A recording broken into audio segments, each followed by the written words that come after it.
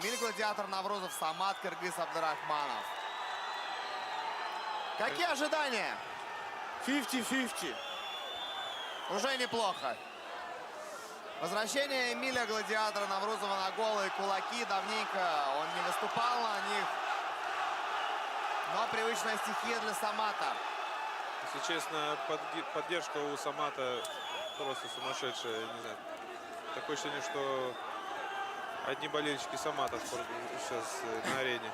Лендруш, расскажи, как человек, который дрался с Саматом, насколько вообще ощущается вот эта фан-база Абдурахманова? Ощущается, потому что кыргызы, они вообще азиаты очень сильно болеют за своих. И пытаются даже в интернете, там, перед боями постоянно кусать, там. Молодцы, что сказать в этом плане. Но у Самата очень ноги хорошо работают. Он чувство дистанции хорошее. Но Эмиль тоже дергать умеет хорошо. Но может одно но быть, потому что он давно не дрался. Мне казалось, что как-то агрессивнее будет действовать Эмиль с первых секунд, но пока что это не так. Пока он два действия было с его стороны, попаданий прям таких не было сильных, но было все рядышком. Сближался, догонял. Попадаю сейчас слева хорошо. И в клинче много работает Наврузов.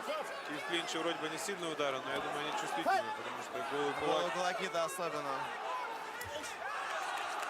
На корпусе сконцентрировался Наврузов в первом раунде, который, кстати, уже подходит к концу практически. Стоп! Стоп! Внимательно, вниз не бьем. Сейчас низко бил, по-моему. 2 секунды до конца раунда. Стоп! Хорошо поднырнул Наврузов. Стоп! Пускай. Видно, что уровень бойцов высокий очень, потому что каждый делает свой план на бой. С первых минут видно, что будет делать один и что будет делать второй. Первый раунд равный такой, я даже не знаю, честно сказать. Я бы отдал Эмилию за счет того, что он работал более агрессивно.